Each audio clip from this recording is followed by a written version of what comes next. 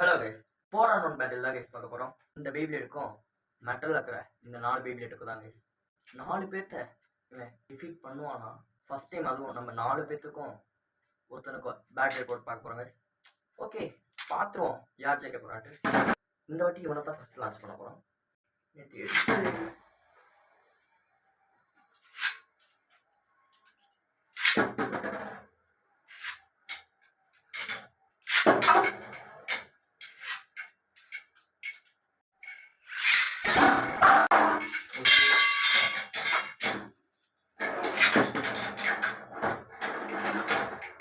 மூணு பேர் காலி கைஸ்.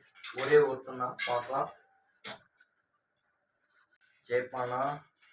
ரொம்ப தள்ள மாட்டிட்டாங்க.